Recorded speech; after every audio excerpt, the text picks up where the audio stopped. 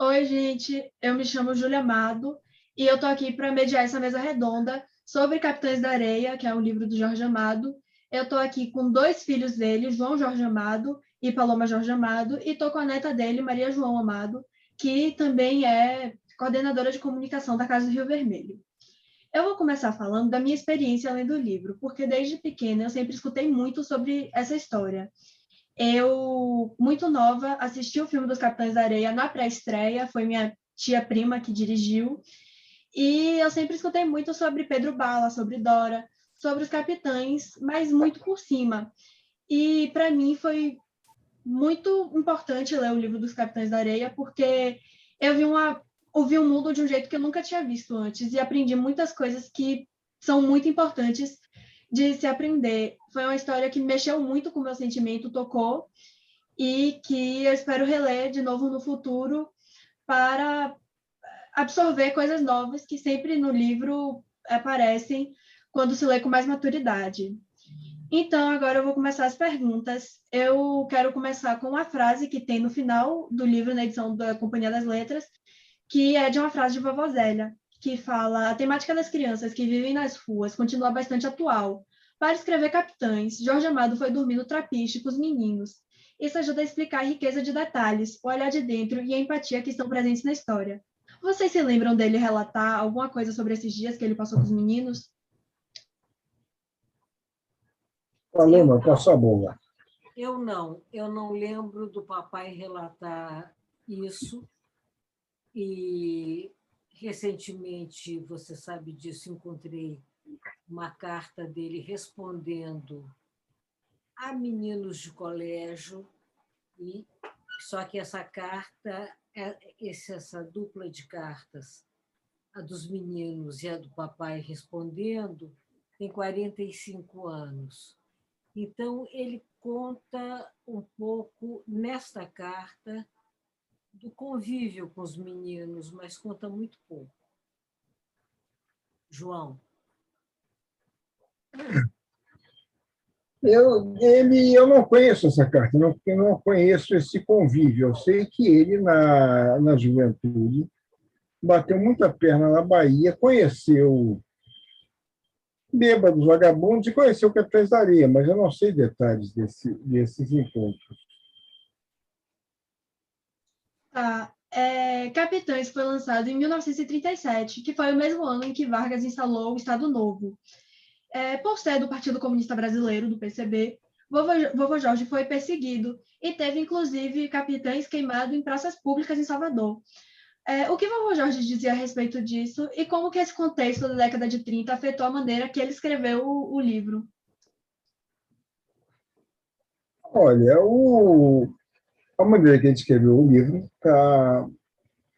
é muito entranhada, primeiro na forma, no estilo dele escrever, mas no discurso político, porque havia um discurso político naquela época e que era uma consequência da militância partidária dele. E o tema, como os Capitães da Areia, era um tema muito bom no sentido de mostrar as desigualdades sociais que você tinha no Brasil.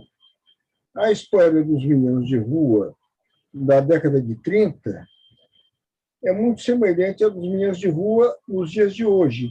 Só que nos dias de hoje piorou porque, ao que os Capitães da Areia tinham, foi acrescentada a droga. Os Capitães da Areia, em 30, não usavam droga, era uma coisa muito rara, muito esporádica. E hoje, infelizmente, é uma realidade das crianças de rua. Mas eu acho, viu, Julinha, que não houve uma influência, o fato de terem, da repressão e de terem queimado a obra, a dele e de alguns outros também, de Graciliano Ramos, de José Lins do Rego. Eu creio que isso só o estimulou a escrever mais. Isso é uma curiosidade que é bom que se saiba, que o livro teve a edição apreendida no dia seguinte à sua publicação, então foram raros os exemplares que circularam clandestinamente em português. Mas como ele estava ameaçado de prisão, ele foi em seguida se exilar na Argentina. Ele ficou um tempo entre a Argentina e o Uruguai. Tanto que a primeira grande edição que chegou ao público foi em espanhol, uma edição argentina. E essa edição argentina entrou no Brasil. Então, muita gente brasileira, e eu diria que mesmo portuguesa, conheceu Capitães da Areia primeiro em espanhol do que em português. E aí ele foi em frente, foi escrever mais. Eu quero saber como foi o primeiro contato de vocês com Capitães da Areia, com o livro, e como vocês reagiram ao ler a obra. Eu li Capitães da Areia já mais velho, eu tinha 13 anos já quando eu li Capitães da Areia.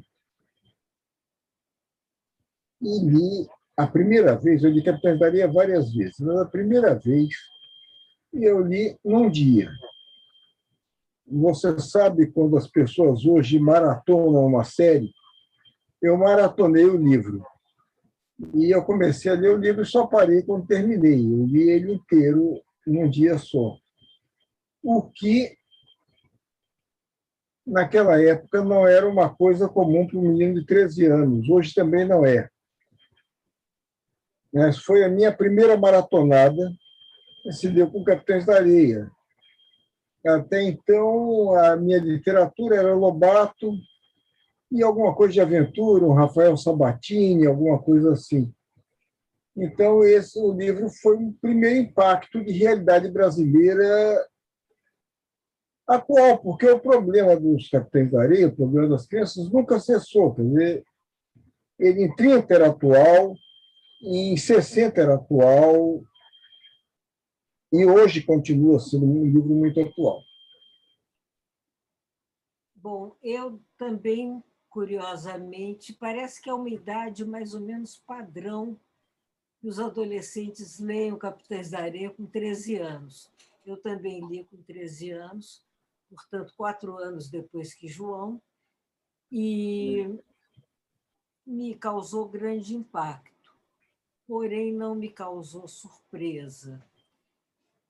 E é preciso dizer que tanto eu quanto o João estudamos em escola pública. E escola pública, primeiro no Rio de Janeiro, depois aqui na Bahia, já o ginásio, o colégio.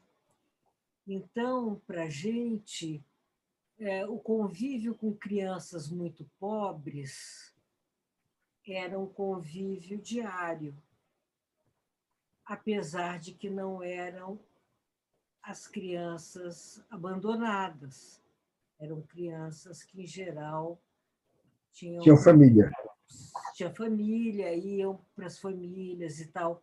É curioso e é pena que a Cecília não tenha conseguido entrar, porque quando ela fez o filme, a minha filha, ela viu que a grande maioria dos novos Capitães da Areia, assim como aqueles também, eles têm família, só que eles vivem independentes da família. Isto é, eles todos têm um vínculo de família. Então, eu queria dizer que foi o primeiro livro do meu pai que eu li, foi o Capitães, e causou grande impacto. Como pouco depois, papai, nessa época em que eu li, papai escreveu Dona Flor, eu já pulei de Capitães para Dona Flor, tendo pelo meio o Mar Morto. Eu, como João, também tinha muito acesso a boa literatura, tanto infantil quanto uma literatura mais para jovem. E, no meu caso pessoal, eu sempre fui uma apaixonada por poesia. Então, tive esse privilégio do meu pai sempre me dar livros de poesia para ler.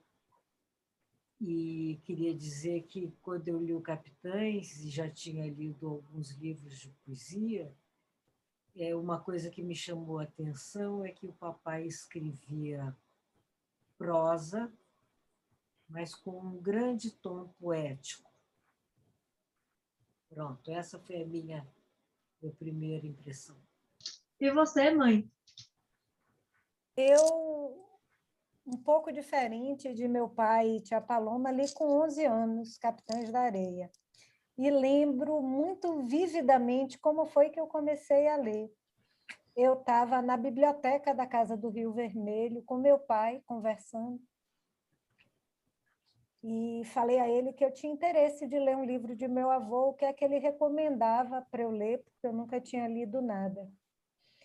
Aí ele pegou um exemplar do Capitães num banheiro que tinha ao lado da biblioteca e me entregou esse exemplar e mandou eu ler as cartas do começo. A carta do padre, a carta da mãe, do menino, a carta do diretor do reformatório, e me perguntou: e aí, o que é que você acha que está acontecendo lá? Quem tem razão? Como é? E, a partir daí, ele disse: agora, se você quiser saber, você vai ter que ler o livro. E foi assim que eu li o Capitães pela primeira vez, com 11 anos de idade. Como você falou antes, o Capitães é um livro que eu acho que, dependendo do seu recurso pessoal, você encontra um livro diferente. É um livro que eu já li 4 vezes. Essa primeira vez, aos 11 anos, foi quando eu vi a realidade dos meninos, né, das ruas de Salvador. Me apaixonei pelo Pedro Bala, chorei com a morte de Dora. Mas depois, quando eu reli aos 18, que é a idade que você tem hoje, eu consegui enxergar um novo livro. Eu consegui ver o caminho de transformação do Pedro Bala, de um menino líder de uma gangue ao líder sindical, ao grevista, a pessoa que está lutando, né, pela liberdade, lutando pelo direito do povo oprimido da cidade. E depois eu reli aos 30 e tantos e li de novo agora no começo da pandemia, no passado. E o mais incrível para mim desse livro é que, dependendo de quando você lê, você encontra um novo livro. Mas o meu avô, quando escreveu, tinha só 25 anos. Então, era muito repertório que ele já tinha, muita vivência. E, para mim, mostra assim, o gênio, o grande homem que foi e que é Jorge Amado, porque a obra dele continua viva. Olha, eu quero acrescentar uma coisa à fala de sua mãe. Eu trabalhava no Teatro Castro Alves, eu era iluminador no Teatro Castro Alves, quando foi montada uma peça Capitães da Areia. Uma peça foi montada no Rio, veio para a Bahia para ser apresentada lá. Maria João tinha 14 anos, eu creio, e queria assistir a peça. E o Serviço de Censura de Diversões Públicas que havia na época tinha considerado essa peça imprópria para menores de 18 anos.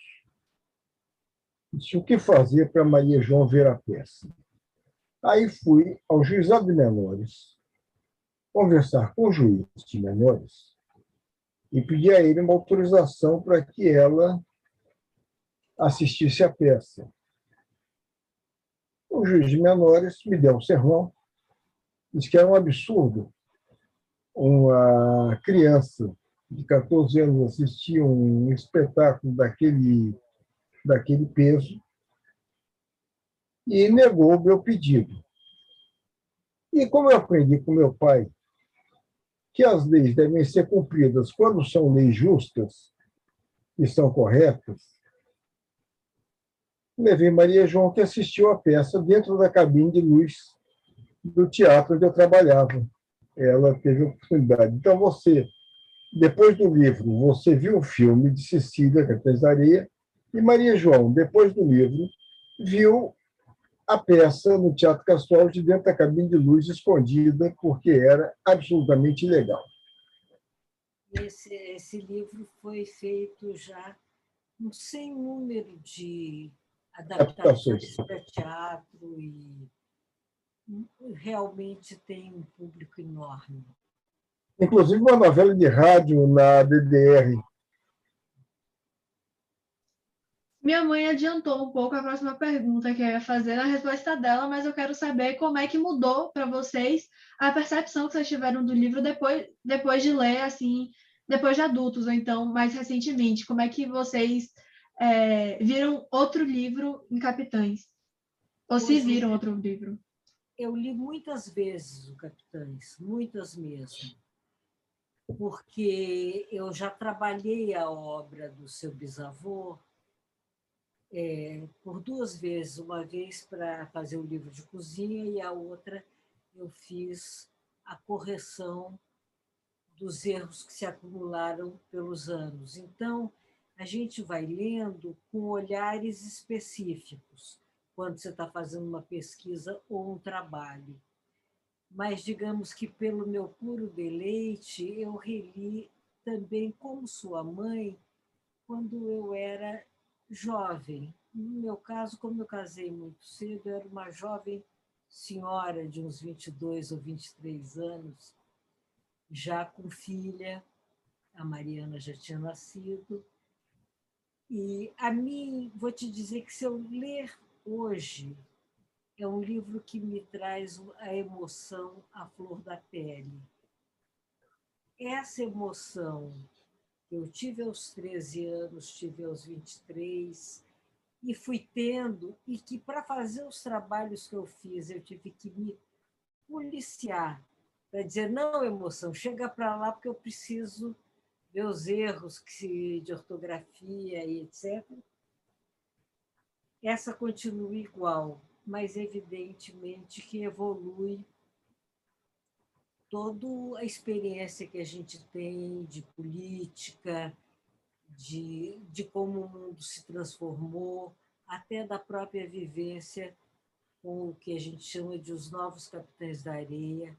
Esses de hoje, o papai dizia que no tempo que ele escreveu o livro e que ele conheceu os capitães, eles eram mais ou menos uns 300, que era um número tão reduzido que você podia mais ou menos conhecer a maioria pelo nome.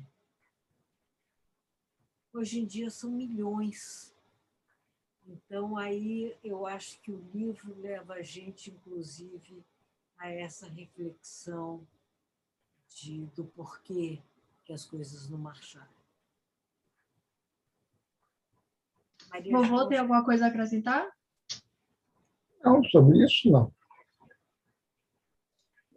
Então, eu vou trazer agora uma pergunta sobre o capítulo, que para mim foi o capítulo, se não foi o mais, foi um dos mais angustiantes de todo, que é o capítulo que o Sem Pernas é acolhido por uma mulher que acabou de perder o filho, e ele fica angustiado também se ele volta para os capitães ou se ele fica com a mulher, e no final ele acaba voltando para os capitães. Esse capítulo mexeu comigo, me deu muitas emoções, eu fiquei torcendo para ele ficar com a mulher e no final fiquei chateada quando ele voltou para os capitães. O que é que vocês têm para falar desse capítulo?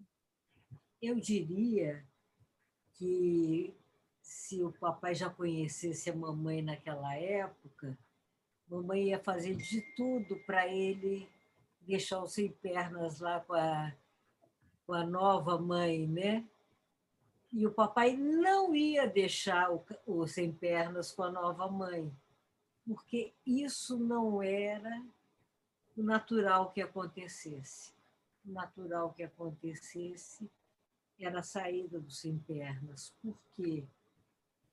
Porque o livro mostra como principal sentimento o da amizade. Aquela fraternidade mesmo, aquela amizade que une as pessoas. E eles eram unidos em torno de uma causa, de uma injustiça que eles sofriam. Você não pode querer que o Sem Pernas fosse viver do bom e do melhor e se sentisse ele uma pessoa que estava fazendo injustiça com os amigos abandonando. Sem dúvida, eu acho que estou toda arrepiada agora, porque realmente só a lembrança desse capítulo. E, no caso, a nova mãe do Sem Pernas, o sentimento dela era muito mais conseguir alguém para substituir o filho que tinha perdido do que um sentimento real em relação ao Sem Pernas. Quer dizer, ela estava resolvendo um problema dela. Eventualmente, poderia até resolver o dele ao mesmo tempo, mas mesmo essa coisa de generosidade dela era uma generosidade extremamente egoísta. Eu acho que isso fica bem claro no livro. Eu acho, primeiro, Sem Pernas um personagem dificílimo. Ele é um personagem antipático, ele é grosseiro, ele é acho que dos capitães é o mais sofrido. E ele carrega uma carga de ódio dentro dele muito grande. E essa parte, essa quase adoção, né? Esse tempo que ele passa no casarão e a dificuldade dele de retornar para o bando, o tempo que ele fica lá, transformam o personagem. Eu acho que a mudança dele começa aí, começa antes da chegada de Dora, começa quando ele volta para o grupo, ele já tem uma mudança. E, para mim, tem uma outra coisa nessa cena toda que eu acho super tocante, é que depois que ele vai embora, que ele volta para o grupo e que eles assaltam a casa, a mãe bota um anúncio no classificado do jornal dizendo: meu filho, se alguém encontrou meu filho, devolva, meu filho está perdido. Eu acho extremamente emocionante essa cena. Dá para perceber, né, que depois dessa estadia dele na casa dessa mãe, dessa mulher, ele volta para o grupo, ele fica no canto dele, calado. Ele pirraça os meninos quando provocam ele. Ele não fica muito mais agressivo. Arranja um cachorro para proteger ele, para ficar ele no canto dele. A próxima pergunta que eu quero fazer é com relação ao Vida Seca. Ou é Volta Seca? É Vida Seca. Volta Seca. Volta Seca. Volta Seca. Porque durante a história o Lampião é mencionado várias vezes, especialmente por Volta Seca, que chama ele de meu padrinho, né? E no final do livro se junta com ele. Eu quero saber da influência de Lampião nos capitães e por que vovô Jorge trouxe isso para a história. Eu posso falar algumas coisas. A primeira coisa é que as histórias que meu pai contava eram histórias muito baseadas na realidade, mas eram produto da imaginação dele. Ele não pegava um fato ocorrido e narrava exatamente como ocorreu. A mesma coisa como a criação de personagens. No caso do Volta Seca, há um fato curioso, que o Volta Seca, o cangaceiro Volta Seca, ele não foi morto pela volante. Ele foi preso e cumpriu uma pena longa de prisão. E quando saiu da prisão, deu várias entrevistas, gravou disco, ele era autor de algumas músicas que eram cantadas pelo bando e tudo mais. Ele se tornou uma figura muito notória depois que saiu da prisão. Ele foi entrevistado uma vez sobre o Capitães da Areia e sobre a posição dele no bando dos Capitães da Areia. E que ele declarou: está tudo errado, nada daquilo que Jorge Amado disse é verdade. Ele devia ter me procurado para me perguntar como é que foi, porque eu contava para ele direitinho como é que foi. Não conheço esse senhor, e se eu encontrar com ele na rua, ele vai ver o que é bom. Ele ameaçou. Eu tenho aqui, eu não sei se dá para se ver, Volta Seca, quando aí com Jorge Amado, mas o Volta Seca, como a maior parte dos leitores não entendem que os personagens, são figuras de ficção, mesmo aqueles em que o autor tenta copiar um personagem, uma pessoa viva, uma pessoa que existiu, se torna um personagem de ficção. Eu notei isso muito com os livros de Dona Zélia, que as pessoas diziam, mas não foi assim que aconteceu, e aí que iam contar uma outra história, porque há uma recriação por parte do autor. Então, a história não é uma história verdadeira. Agora, os cangaceiros são um assunto recorrente. Na década de 30, era a década em que você teve um cangaço muito forte. Ela vinha de antes, mas ainda na década de 30 você tinha um cangaço muito forte. E era uma notícia todos os dias. Isso era uma coisa que estava muito entranhada na cultura nordestina, era a cultura do cangaço. Lampião foi o governador do sertão. Então, diga, Maísa.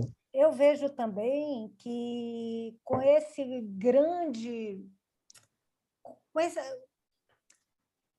Com o cangaço, com a visibilidade que ele tinha, era uma forma dos oprimidos se sentirem meio que revancheados junto da polícia, junto dos poderosos. Então, Lampião, ele era um cangaceiro sanguinário, mas para o povo oprimido ele era um herói. Ele era um justiceiro. O justiceiro que ia lá e conseguia. Em termos, o povo oprimido sofria tanto dos cangaceiros como das volantes da polícia, que não eram muito diferentes. Um era um bando de cangaceiros, outro era um bando de cangaceiros oficial, e que faziam as mesmas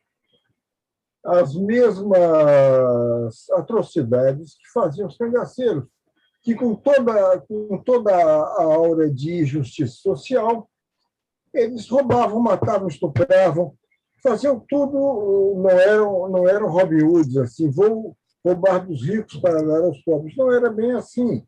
Mas, pai, mesmo tendo isso, que realmente era um pelo outro, os cangaceiros, com as pessoas que davam guarita, que acolhiam eles e que escondiam eles e diziam onde estava a polícia, eles eram extremamente generosos. É verdade. Eles levam muito mais do que a polícia, com quem entregava onde estava um cangaceiro.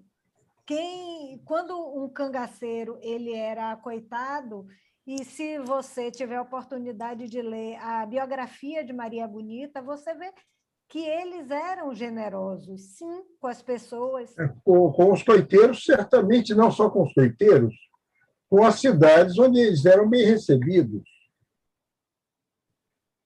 Mas, enfim, eu acho, viu, Júlia, voltando à sua pergunta, que o Volta Seca cabe muito bem nesse livro, porque, no fundo, ele é um menino da cidade do Salvador como os outros, mas que vê em Lampião esse justiceiro, que vê que tem uma perspectiva de vida. Essa é que é a coisa que é mais importante, inclusive se você fizer um paralelo com a vida dos novos capitães hoje em dia, daqueles que não ingressam num desses programas que a gente tem como Projeto Axé, que vivem para dar perspectiva para os meninos, é que, na sua grande maioria, ou eles vão para o tráfico, ou eles vão trabalhar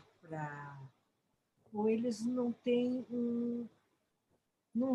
à frente deles expectativa. O Capitães Os meninos do livro, quer dizer, nos anos 30, eles tinham, eu diria que eles sonhavam mais do que os capitães atuais sonham. E aí o Volta Seca faz muito sentido do menino que tem notícia do cangaço e que acha que está ali o destino dele. Como o Pirulito, por exemplo, que tem uma perspectiva totalmente diferente, mas totalmente diferente, mas que encontrou uma fé e criou uma perspectiva para ele. Exato. Vovô Jorge, ele é responsável pela Lei da Liberdade Religiosa na Constituição de 46. E apesar de ser ateu, a religião tem uma parte muito grande em toda a sua obra. E em Capitães da Areia, dois personagens de religiões diferentes são muito importantes para o menino, que é o padre e a mãe de santo.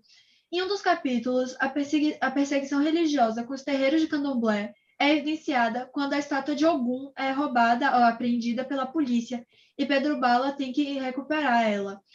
Qual é a importância que tem dele mostrar, dele trazer isso para a obra dele? Eu posso dar a palavra a ele? Então, quem vai te responder não sou eu, é ele. Naquela carta que eu disse que ele escreveu para os meninos de um colégio de São Paulo, no ano de 1975. Então, vamos fazer as contas. O livro estava escrito há quase 40 anos. E se a gente vê hoje, essa resposta dele foi há mais de 40 anos, quase 50. Os meninos fazem essa questão, porque isso é muito evidente, se fala de um ateu falando de mais de uma religião. E ele diz, mais do que hoje, ele está falando em 75, mas vale para hoje também. Na época em que o romance foi escrito, 37, a igreja, em sua maioria, se colocava ao lado das classes dominantes, contra os oprimidos. Ainda assim, no livro, há padre consciente de seu papel humano, que é bom e solidário com as crianças. Hoje a igreja busca uma renovação, uma libertação de sua condição anterior de aliada dos donos do poder. Ótimo que assim seja. Pessoalmente, sou materialista, não tenho qualquer religião, mas acho que a solução de problemas como o dos Capitães da Areia cabe a todos que tenham uma visão humanística da vida. Seja um padre, uma mãe de santo, um rebelde de qualquer espécie que ame o ser humano e se bata por seu futuro. Então, acho que seu avô responde aí a sua pergunta. Importante. Eu posso acrescentar uma coisa? Uhum. Que Jorge Amado, junto com a mãe de santo, Aninha, da Chapoafonjá, foi uma das mais importantes mães de santo da Bahia, lutou de forma muito direta contra a intolerância religiosa que você tinha, principalmente as religiões de matriz africana. Quando você começou a ter uma liberdade religiosa no Brasil, foi quando o imperador Dom Pedro II disse que a religião, embora a religião do Brasil fosse a católica, a religião oficial, que o protestantismo seria tolerado embora nós não concordássemos com as suas heresias. O decreto, a lei, diz especificamente isso, que havia uma tolerância com as religiões protestantes, embora não se concordasse com as heresias deles. Enfim, quer dizer, a liberdade religiosa abriu a perspectiva para os cristãos que fossem protestantes. Quanto ao mais, candomblé, umbanda, o que fosse era visto como feitiçaria, uma coisa de gente ignorante, que não sabia o que era religião e tinham a ousadia de chamar aquilo de religião. E foi contra isso que seu avô se bateu, mesmo antes de ter escrito Capitães da Areia, e que levou a vida dele toda pela liberdade das pessoas acreditarem naquilo que queriam, e levou isso para a Assembleia Constituinte, quando foi feita a Constituição de 47, 48. A Dora está me dizendo que foi de 46, eu retifico. É de 46. Vovô e Tia Paloma. Constituiu-se em 46 e a Constituição foi promulgada no início de 47. Uhum. E logo em seguida a bancada comunista a qual o papai pertencia foi cassada porque entrou uma ditadura. Mas mesmo com a ditadura não foi revogada esta lei, que se mantém com o mesmo texto até hoje. Eu quero saber como vocês veem a chegada de Dora nos Capitães.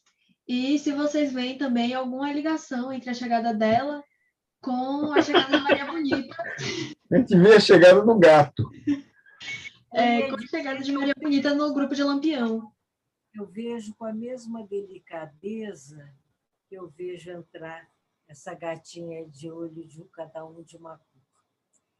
Eu acho que Dora, quando ela entra no grupo, depois de passar por um imenso sofrimento, a gente tem que ver que cada um tem o seu próprio sentimento. Ela entra para quebrar preconceitos que os próprios capitães têm. E dá uma coisa mais humana ainda aos personagens. Eu acho que a entrada da Dora não só acrescenta o feminino, como faz com que os meninos, de repente, amadureçam sentimentalmente, até sexualmente, mas no melhor dos sentidos humanos. Eles deixam de agir de uma forma muito de imitação dos homens grandes para passar a ser uma coisa que parte de dentro deles. Essa é a minha opinião. Vovô, tem alguma coisa a adicionar? Não, eu acho que Paloma foi perfeita. Eles se tornam homens no sentido mais amplo do termo. Quer dizer, a sexualidade extrapola a coisa puramente sexual, extrapola a coisa do amor, do sentimento. Eles alcançam esse nível. Eu acho também que eles chamarem Dora de mãe, de mãezinha, que eles não chamam, mas eles pensam. O gato, que é o primeiro, quando ela emenda uma blusa dele, mostra que eles não, como a tia Paloma falou, né? Eles não estão lá só para cumprir a função de homens, de serem que nem os homens que eles veem na rua, mas também eles se permitem sentir as coisas que eles estavam guardando dentro de si. É uma carência que eles tinham, não é? E também uma outra coisa interessante é que num livro escrito por um rapaz tão novo, tão cheio de preconceitos, ele mesmo dizia isso, em 1937 não existia feminismo. Existia assim, um nada, uma pagu ali em São Paulo, né? Algumas mulheres que queriam votar, imagine que absurdo. Mas eu acho que essa coisa que você chamou a atenção é muito boa, de que havia um papel feminino, como continua havendo até hoje, que é o papel materno, não é? Que eles sentiam falta, e ela vem suprir isso, em sendo uma menina como eles. Por outro lado, ela exige ser tratada como igual e consegue assumir o seu lugar no grupo, não só como a mãezinha deles, mas como um capitão da areia. Como irmã deles. Independente do gênero, capitão da areia, se você pensar humanamente nas crianças abandonadas. Eu acho interessante também que quando eu comecei a ler a história, eu perguntei à minha mãe, eu já sabia que Dora ia entrar, só que ela ainda não tinha entrado, eu perguntei à minha mãe assim, minha mãe, por que não tem nenhuma menina no grupo dos capitães? Aí ela falou assim, você vai entender. Aí, quando Dora chegou, eu entendi, porque primeiro o preconceito deles, quando ela chegou, eles queriam todos comer ela, né? Queriam ficar com ela todos. E aí, depois, foi exatamente esse contato com a mulher que abriu o coração deles, que não vou dizer que amoleceu eles, porque eles continuavam fazendo tudo que faziam, mas que mostrou um outro lado deles, que acho que nem eles sabiam que tinham. É importante você ver que, além do relacionamento de Dora com Pedro Bala, no sentido de relacionamento homem-mulher, você tem um relacionamento também do gato com a menina, e que ele nunca leva para o grupo. Ele mantém ela afastada, porque a carga de preconceito do grupo era muito grande, esse anterior à entrada de Dora. Eu vejo essa humanização que Dora traz ao grupo, humanização no sentido de trazer uma doçura para os capitães da areia, parecida com a humanização que Maria Bonita traz ao cangaço. Quando ela chega ao grupo de Lampião, diminuem os estupros feitos pelo grupo, diminui a violência gratuita. O grupo continua violento, mas a violência gratuita, por nada, ela diminui, como diminui nos capitães com a chegada de Dora. Quer dizer, a presença do feminino, ela chega trazendo a doçura. Então, ao mesmo tempo... Não é, Maria João? Complementa a coisa, o crescimento deles. Exato. E para eles crescerem, eles têm que se sentir crianças. E essa chegada faz eles se sentirem crianças. Faz eles sentirem a mãe por perto, né? O amor de mãe. A Dora já tinha essa experiência. Isso não foi uma coisa que foi levada a ela pelos capitães da areia. Porque quando ela chega, ela já era mãe do irmão. Sim. Ela tinha um irmãozinho de quem ela era a mãe. Ela cuidava, ela supria, ela fazia o que podia em função do irmão. Ela já tinha esse papel maternal antes dos capitães. E tinha, inclusive, dos pais, quando estavam bexiguentos, que foi ela que cuidou. Né? Exatamente. Aliás, a bexiga é uma coisa importante no Capitães, é importante em vários livros de Jorge Amado, mas é muito importante no Capitães, porque era uma realidade muito presente. Quer dizer, a varíola era uma coisa que existia sempre, umas tantas mortes por ano, e tinha as epidemias.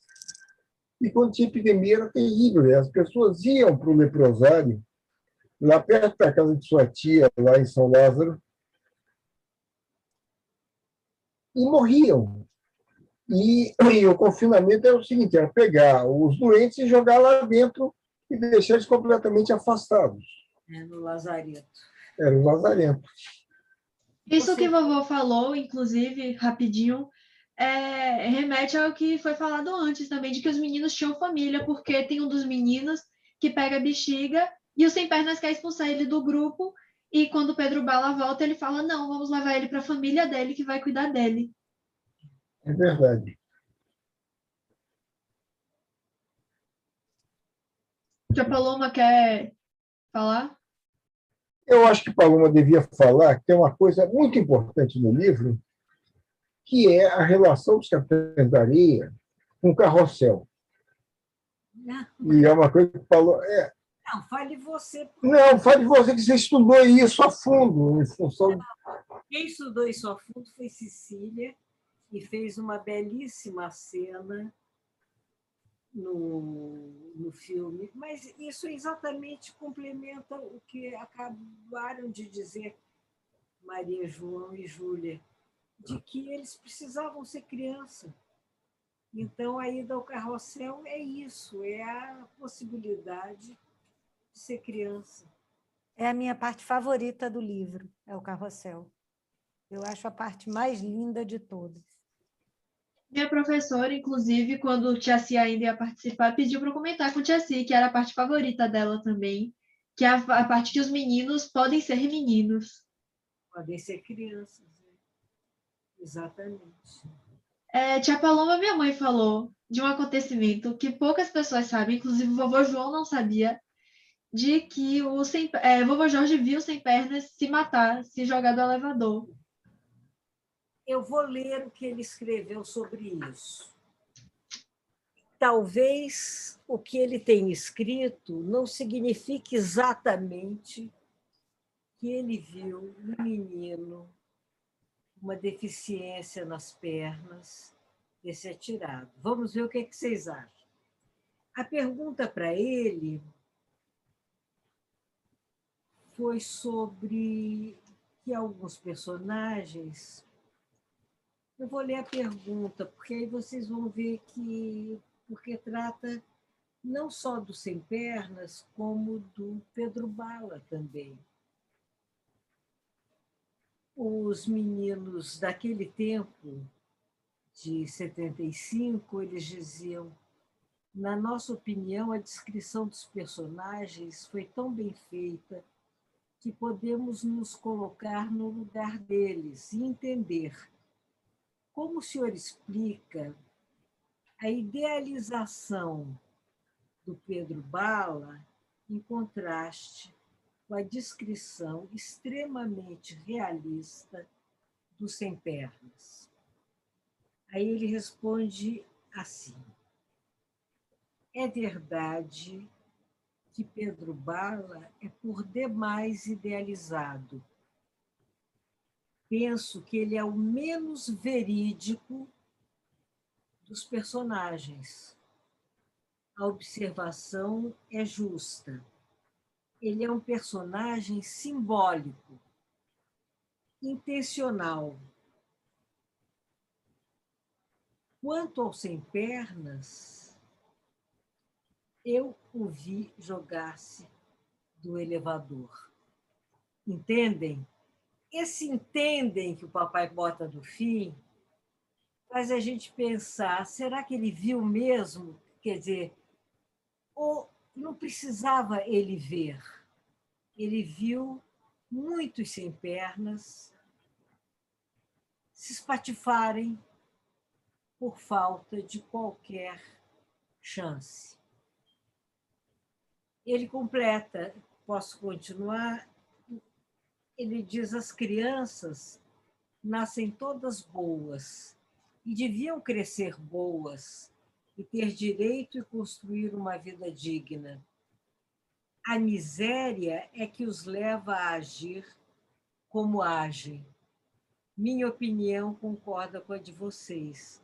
Os capitães continuam a existir dentro de outro contexto e continuarão enquanto não se modificar a atrasada estrutura social para uma mais justa, dentro da qual não existem crianças abandonadas. Pronto, é isso. Agora eu tenho uma pergunta para minha mãe, direcionada especificamente para ela, porque eu lembro de minha mãe me contar que uma vez ela perguntou ao vovô Jorge por que ele tinha matado Dora. E aí eu quero saber o que foi que ele respondeu para você a respeito disso, mãe. As coisas que a gente pergunta aos 11 anos de idade, né? Eu li o Capitães e chorei muito, eu sofri muito com a morte de Dora. E cheguei para o meu avô, lá na casa do Rio Vermelho, e disse: poxa, avô, você matou Dora, por que você fez isso? E ele deu risada e me disse: eu não matei ninguém. Ela precisava morrer. Minha filha, os personagens dos livros, para eles serem de verdade, eles não estão na mão do escritor para dizer o que é que vai acontecer com eles. As coisas acontecem, eu simplesmente escrevo. Então, ele me falou que era que ela precisava e ele estava no lugar só de colocar em palavras e não de decidir, eu quero que ela faça isso, eu quero. Eu não entendi muito bem aos 11 anos, preciso lhe confessar. Para mim era muita desculpa, era ele que estava escrevendo, como assim ele não escolheu o que ia acontecer? Mas o que você fez, Maria João, foi se queixar de uma coisa que já estava escrita e publicada. Imagine como é que ele fazia com Dona Zélia, que interferia enquanto ele estava escrevendo. Isso aconteceu com vários livros, aconteceu com Seara Vermelha, aconteceu com Dona Flora, com vários. E ele Mas chegou uma a fazer queixa de alguma minha mudança? avó, mas Hein? uma queixa de minha avó tinha muito mais peso do que uma queixa minha aos Olha, 11 anos. ele fez uma concessão à sua avó e levou o resto da vida se arrependendo disso, que foi o dente que Teresa Batista perdeu. Que quando ele estava escrevendo ainda, ela, numa briga, perdia um dente na frente e botava um dente de ouro, assim, ficava aquele dentão de ouro assim na frente, que Dona Zélia achava horrível. Aí ela pediu, insistiu e tudo, que ele não deixasse ela apanhar na briga, mas não quebrasse o dente dela, ele não aceitou. Finalmente, depois de muita discussão, ele concedeu deslocar o dente quebrado da frente para o lado. E ela ficou com o dente de ouro do lado, porque ela gostava de dente de ouro. E Dona Zélia não ficou tão satisfeita, mas ficou mais aliviada. E tempos depois, ele disse a ela que se arrependia sempre de ter feito essa concessão, porque o dente de ouro devia estar era na frente, era como a coisa devia ser. Eu sou time minha avó. Eu sou time de sua avó, né? Mas Maria João, é que quando a gente tem 11 anos, a gente, ainda mais nos teus 11 anos, eu diria que mais ainda nos meus 13 anos, a gente imagina que a pessoa precisa casar e ser feliz. E não era exatamente essa a mensagem do livro, não é? Infelizmente, os Capitães da Areia eram crianças que sofriam muito e que esse sofrimento as tornavam ainda melhores para uma luta, para alguma coisa que elas queriam adiante. Agora, emendando nisso que a tia Paloma falou, que aos 11, 13 anos, a juventude, a gente espera um final feliz de tudo. Alguns dos capitães, dos meninos, acabaram seguindo seus sonhos, como o professor, que se dedicou à pintura e fez sucesso no Rio de Janeiro, como Pedro Bala, que virou líder sindical, como seu pai, e como Pirulito, que consegue virar frade. Apesar disso, outros, como Volta Seca e os Sem Pernas, acabam tendo finais trágicos, né? Eu quero saber a importância que vocês veem dele mostrar isso, que alguns conseguem sair dessa vida, não exatamente sair dessa vida, mas melhorar, e conseguem chegar até onde eles sonharam, enquanto outros têm finais como Volta Seca, que numa perseguição policial teve que se matar, ou Volta Seca não, desculpa, o Sem Pernas, e o Volta Seca que foi, por causa do grupo de Lampião, foi morto. Mas teve o que morreu no Lazareto e responde. Eu vejo que cada um seguiu o seu caminho. Você vê, o Volta Seca, ele morreu numa luta com a Volante, mas ele morreu seguindo o seu sonho, que era entrar para o grupo de Lampião. Então, ele seguiu o caminho, ele fez o que ele queria. O gato, ele foi para o sul da Bahia ganhar dinheiro, como tirando dinheiro das prostitutas e acabar ganhando o dinheiro do cacau. Então, não é bem assim, uns conseguiram e o outro não.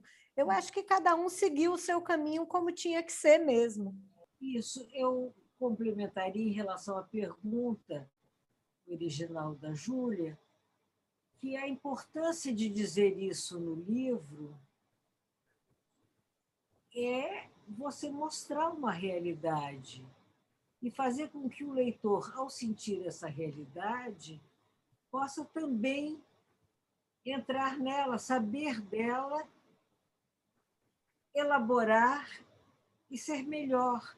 E eu acho que isso é muito o motivo desse livro, depois de 37, vamos fazer as contas, 22, 70, 90 anos faz o ano que vem, é isso? 95 anos o ano que vem? Não, 85. 85. 85 anos.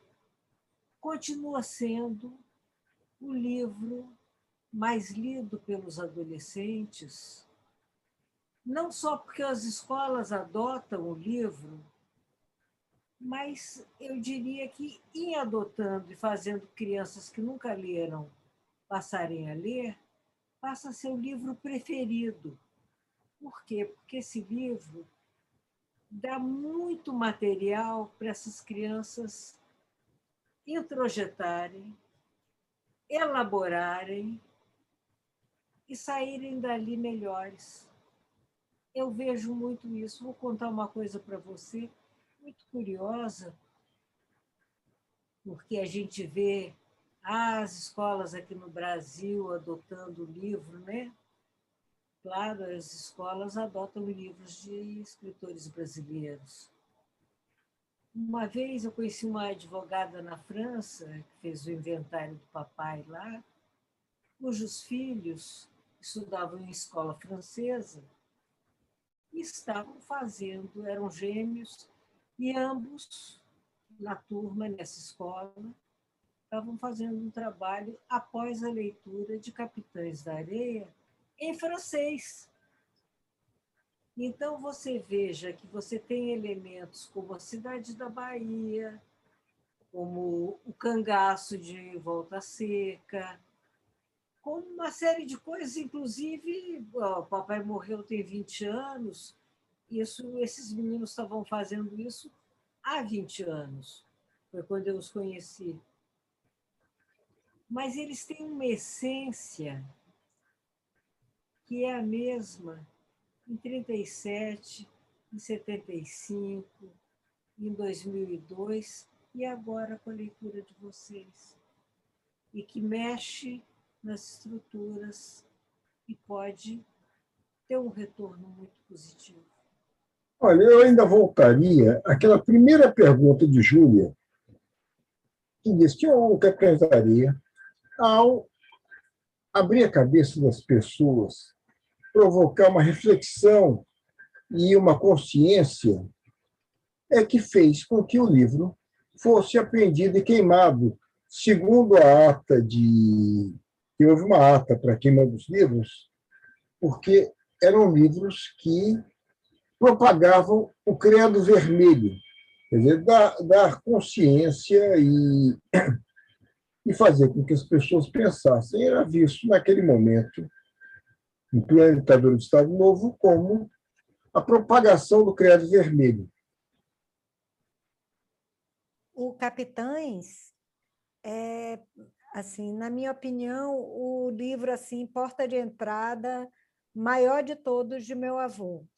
Eu, no Instagram da Casa do Rio Vermelho e na própria casa, a quantidade de pessoas que me falam que o Capitães mudou a vida, que não gostava de ler e, a partir desse livro, passou a gostar, é enorme. Ontem, a tia Paloma tinha mandado um vídeo curto de uma senhora em Portugal falando do Capitães, porque se deveria ler. Eu postei na Casa do Rio Vermelho e eu tive alguns comentários de pessoas dizendo isso, transformou minha vida. Então, é um livro que tem uma importância muito grande. Concordo. Eu tenho mais uma pergunta, que foi minha professora que mandou, inclusive, que ela quer saber se Capitães da Areia fosse escrito hoje, o que vocês acham que mudaria na narrativa ou não mudaria nada? Eu acho que a gente já falou algumas coisas que vocês falaram, que hoje em dia tem a questão das drogas, né? Eu vou te dizer sobre se ele fosse escrito hoje por Jorge Amado. O papai dizia, porque criticavam ele por escrever sobre o cacau. Diziam que ele não tinha outros temas, ele tinha poucos temas. E o papai dizia que era verdade, e que ele escrevia sobre o cacau porque foi a vivência dele e que o cacau evoluiu. E ele evoluiu como pessoa. Então, segundo livro dele, que se chamou Cacau, foi o primeiro livro sobre o tema. Depois ele escreveu Terras do Sem Fim, São Jorge dos Ilhéus. Anos mais tarde escreveu Gabriela, até que ele chegou ao que ele disse que era o livro que ele queria escrever sobre Cacau, que foi Tocaia Grande. Eu acho que hoje ele não escreveria. O Capitães da Areia foi uma vivência daquele momento. Acho que ele não escreveria. Esse tema foi o tema de um livro. Tá? Você pode voltar a aspectos dele, por exemplo, política, que aqui não é tão marcado. Mas se você chegar na trilogia dos Subterrâneos da Liberdade, você vai encontrar muita coisa que pode remeter aos pensamentos do Capitães, mas eu acho que a situação atual é extremamente diferente. Olha, usando uma expressão do seu tataravô italiano, quando disse um dia, ele era muito católico, era o pai da minha avó, enquanto que o pai do meu avô era anarquista, quer dizer, inteiramente opostos. E ele dizia, nós católicos e vocês anarquistas somos muito parecidos, apesar de completamente diferentes. Um livro sobre os atuais Capitães da Areia seria, de alguma forma, muito parecido, mas muito diferente. É o meu pensamento. E acho que papai não escreveria.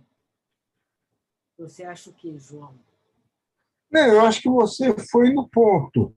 Quer dizer, se o Capitães da Areia fosse escrito hoje por quem? Escrito por Jorge Amado, mas qual Jorge Amado? Jorge Amado dos anos 70, Jorge Amado dos anos 90. Cada um era um Jorge Amado diferente, ele apurou a sua forma de escrever, cresceu. Segundo ele, o Tocaia Grande foi o livro mais bem escrito. Não era o livro que ele gostava mais, mas foi o livro mais bem escrito que ele produziu. Quer dizer, se o Capitão da Areia fosse escrito hoje por qual Jorge Amado? Se fosse escrito hoje pelo Jorge Amado de 37, seria muito parecido com o Capitães da Areia da época. Porque hoje se escrevem muitos livros que esse tema está incluído, mas está incluído também o problema racial, está incluído também uma fome e uma miséria. Pense, os capitães não são miseráveis. Eles se viram. Hoje se escreve sobre uma miséria que, infelizmente, o nosso país está voltando a ela de uma maneira galopante. Mas não estamos aqui para conversar sobre a situação atual, né? Eu acabei as perguntas, quero saber se vocês têm mais alguma coisa a acrescentar, alguma coisa que eu não trouxe, que é interessante saber também.